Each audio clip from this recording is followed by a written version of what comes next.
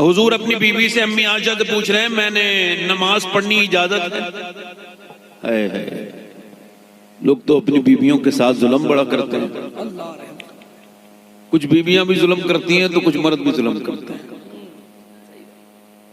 ویسے مظلوم مردوں کی تعداد زیادہ ہے اس دور میں. اچھا جن کی شادیاں نہیں ہوئی وہ یہ سمجھ رہے ہیں یہ کیا کہتے ہیں لوگ. اب جب ہو جائیں گی تو آپ کو یہ تقریر بڑی اچھے سمجھ میں آیا کرے گی. اب جنہوں نے شادی ہوئی نہیں ان کو کیا پتا کہ عورتیں کس طرح سے ظلم کرتی ہیں. ان کے ابا نے ان کو کبھی بتایا نہیں کہ تمہاری امی کیسے مجھ پہ ظلم کرتی ہیں، مرد کیسے ظلم کرتے ہیں. مگر میرے نبی کہہ رہے ہیں عائشہ تم اجازت دو کہ میں نماز پڑھوں. میرے آقا کریم صلی اللہ علیہ وسلم کے غلاموں، امی عائشہ کہتی ہیں آپ مالک ہیں نہیں، رات آپ کی ہے، آپ اجازت دیں گے تو میں نماز پڑھوں گی یا رسول اللہ، میں نماز پڑھوں گا عائشہ تم مجھے اجازت دو. امی عائشہ کہتی میں نے ہاں کر دی تو میں نے آج حضور کو نماز پڑھتے دیکھا. اللہ اکبر. کہتے ہیں آج حضور کا جو دل تھا نا وہ ایسے دھڑکتا تھا کہ مجھ تک آواز آتی تھی اور میرے نبی پاک صلی اللہ علیہ وسلم کی آنکھوں کے آنسو نکلنے لگے. سردی کی پوری رات گزر گئی، حضور کے آنسو میں نے اتنے دیکھے کہ گھر کے باہر کو نکلنے لگے، یعنی حضور کے آنسو گھر کے باہر کو نکلنے لگے. فرماتی میرے امام کہتے ہیں آنکھیں رو رو کے سجانے والے، یعنی حضور اپنی امت کے لیے اتنا روتے تھے کہ آنکھیں سوج جاتی تھی. آپ نے سوجی بھی آنکھیں نہیں دیکھے ہوں گی، کوئی ایک بار رو لے، کوئی دو بار رو لے، کوئی تین بار رو لے. مگر میرے نبی پاک صلی اللہ علیہ وسلم کے رونے کا حال یہ تھا کہ میرا امام کہتا ہے اللہ کیا جہنم اب بھی نہ سرد ہوگا، رو رو کے مصطفیٰ نے دریا بہا دیے ہیں. یہ کوئی اعلیٰ حضرت مبالغہ نہیں کرتے، اتنا روئے ہیں میرے حضور، میرے سرکار اتنا روئے ہیں کہ حضور کے آنسو باہر کو نکل رہے ہیں.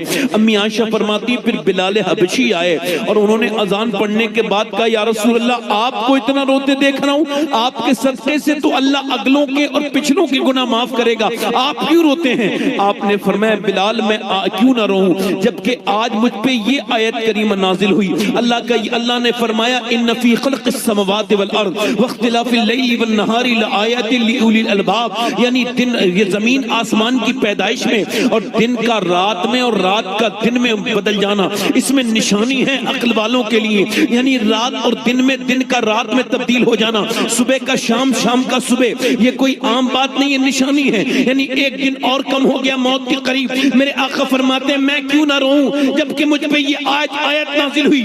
اس کا مطلب یہ میرے پیغمبر اپنی امت کو سبق دے رہے ہیں کہ جب صبح ہوا کرے تب بھی رویا کر کہ یہ صبح آئی ہے. جب صبح سورج نکلتا ہے تو اعلان کرتا ہے اے انسان تجھ کو جو کرنا ہو وہ کر لے، میں آج آیا ہوں، آج کے بعد میں دن نکلتا ہے پھر کبھی نہیں آؤں گا.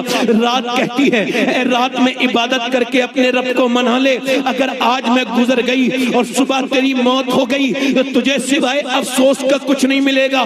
آج رات میں کچھ رو لے مگر انسان صبح سے لے کے شام تک غافل، شام سے لے کے صبح تک غافل، اس کو اپنے رب کی طرف جانے کا کوئی یقین نہیں. انسان وہ بے وقوف اور اتنا بدترین قسم کا اپنا مستقبل ساز ہے کہ آگے کی ساری باتوں کا اس کے پاس اہتمام ہے. یہ ساری باتوں کی پلاننگ کرتا ہے، فلاں بچے کے لیے گھر بنانا ہے، فلاں کی چیز بنانی ہے، یہ بنانا ہے، وہ بنانا ہے. مگر انسان کی موت اس کے قریب ہے، وہ اس کی کوئی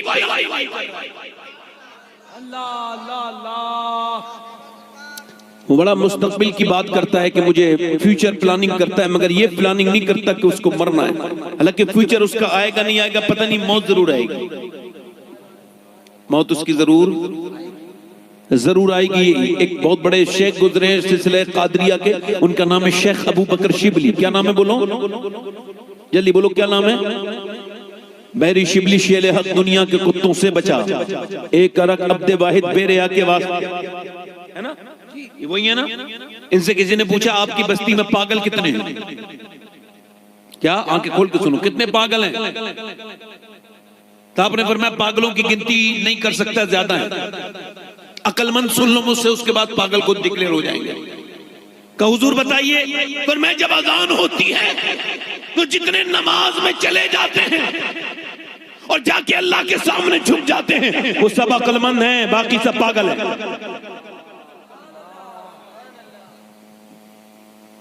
جلدی بولو باقی سب باقی سب جلدی سے بولو ذرا، باقی سب پاگل ہے۔ کسی نے جنید بغدادی سے پوچھا حضور بستی کدھر ہے، بستی کدھر ہے؟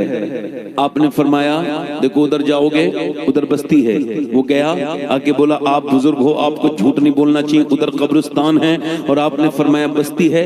آپ نے فرمایا بول بستی کسے کہتے ہیں؟ بستی وہ جگہ ہوتی ہے جو کبھی اجڑے نہ۔ تو جس بستی کو تو بستی سمجھتا ہے وہ تو ہر 20-25 سال کے بعد اجڑ جاتی ہے۔ میں اس قبرستان کو بستی سمجھتا ہوں، وہاں کے لوگ بھی ادھر ہی آتے ہیں، یہ کبھی اجڑتا نہیں۔ کیا بات ذرا تھوڑا سا سو رہے ہیں جو لوگ، ذرا ٹھیک سے بیٹھے، سیدھے کو بیٹھو، سیدھے کو بیٹھو، آپ بھی آپ بھی سیدھے کو بیٹھو، آپ سے کہہ رہا ہوں، آپ سے ایسے بیٹھو، ایسے آنکھیں کھول کے دیکھو۔ میں چاہوں تو ایسے بھی تقریر کر سکتا ہوں بیٹھ، مگر ایسے تھوڑا سا جو مجھے سستی چڑھ جائے گی، ایسے تھوڑا سا میں ایکٹیو رہوں گا، تبھی تو ایسے بیٹھا ہوں۔ آپ بھی تھوڑا ایسے بیٹھیے، ٹیک نہ لگائیے کچھ بھی، تھوڑی دیر کی بات ہے، تھوڑی سن لیجیے۔ یہ رات آپ ہی نے کی ہے تو پھر تھوڑی دیر تو سن لیجیے۔ آپ کہو تو ختم کر دوں تو ویسے میری تقریر کافی ہو گئی، کہو تو پھر اس کے بعد دل لگ رہا آپ لوگوں کو؟ نہیں لگ رہا؟ دل لگانا نہیں لگ رہا ہے؟ بولو۔ میں کیا آپ سے عرض کر رہا تھا، سمجھیے میری بات کو،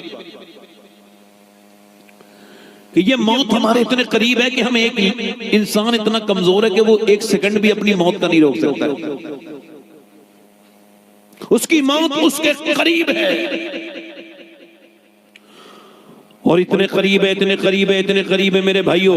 اور موت کتنی سخت ہے، بہت سخت ہے۔ یہ سب باتیں میں آپ سے کہہ رہا ہوں کیونکہ موت انسان کو نیک بناتی ہے، موت کی جو فکر کرتا ہے وہ نیک بن جاتا ہے۔ آپ کو دیکھیں، آپ دیکھیں کسی بھی کینسر کے مریض کو آپ کبھی کوئی گناہ کرتے نہیں دیکھیں گے، وہ توبہ ہی کرے گا کیونکہ اس کو پتہ چل گیا اس کو مرنا ہے۔ حالانکہ ایسا بھی ہوا ہے کینسر کے مریض سے پہلے وہ مر گیا ہے جسے کینسر نہیں تھا، کیونکہ اس کو تو کینسر میں 2-3 مہینے لگتے ہیں۔ ایک آدمی کو ایکسیڈنٹ ہوا مر گیا، جو جس حال میں مرے گا اسی حال میں اٹھایا جائے گا۔ ذرا غور کیجئے، میری بات پہ توجہ کیجئے، جو جس حال میں مرے گا اسی حال میں اٹھایا جائے گا۔ اب اگر کوئی گانا گاتے گاتے مرے گا تو گانا گاتے ہوئے اٹھایا جائے گا، اب کوئی فلم دیکھتے ہوئے مرے گا تو فلم دیکھتا ہوا اٹھایا جائے گا۔ اللہ اکبر۔ حضرت سیدنا ابوبکر صدیق کے زمانے کی بات ہے، ایک جنازہ آیا، اس جنازے کی نماز جنازہ پڑھنے کے لیے لوگوں نے جب صفیں لگائیں تو دیکھا قبر کے اندر وہ جو مردہ ہے، مردے کے کفن کے اندر کوئی ہلکی جو ہے وہ کوئی جنبش ہو رہی ہے، کفن ہل رہا ہے، اس کا اندر جو ہے نا اس کے جو ہے وہ حرکت ہو رہی ہے۔ آپ گئے، لوگوں نے صحابہ اکرام آگے بڑھے، جا کے دیکھا تو اس کی گردن پہ ایک سانپ اٹکا ہوا تھا، اور وہ اس کے موٹا سانپ تھا اور اس کا خون چوستا تھا، اس کے بار بار پھن مارتا تھا، جس کی وجہ سے وہ حرکت نظر آ رہی تھی۔ ان کا ڈنڈا لے کر کے آؤ، یہ آفت کہاں سے آ گئی، سے ہٹاؤ۔ صحابہ اکرام نے ڈنڈا جب لے کے اس کو مارا تو وہ انسانی زبان میں بولنے لگا، سانپ۔ حضرت ابوبکر صدیق کا زمانہ تھا، کہا مجھے نہ مارو، میں اللہ کے حکم سے یہاں ہوں اور قیامت تک اس کو یہ سزا دوں گا میں۔ کہا کیوں؟ کہ یہ 3 خطائیں کرتا تھا۔ کتنی خطائیں بولو؟ 3 خطائیں کرتا تھا۔ ایک تو یہ نماز نہیں پڑھتا تھا، بے نمازی تھا حضور۔ کیا تھا بولو؟ بے نمازی۔ آج مسجدیں بڑی خوبصورت ہیں مسلمانوں کے یہاں پر، لو ہم سے ٹائل کے پیسے لے لو، میں پتھر لگوا دوں گا، میں اے سی لگوا دوں گا، میں پنکھے لگوا دوں گا۔ فخر سے کہتے ہیں میں نے مسجد میں یہ کام کرا دیا، میں نے مسجد میں یہ ڈیکوریشن کرا دیا، مسجد میں یہ سجاوٹ کرا دیا۔ مدینے سے آواز آ رہی ہے، او غافل انسان، اللہ کی مسجدیں کسی ٹائل اور کسی پتھر سے نہیں سجتی، اللہ کی مسجدیں نمازیوں کے جھکے ہوئے سر سے۔ کیا بات ہے، زندہ باد۔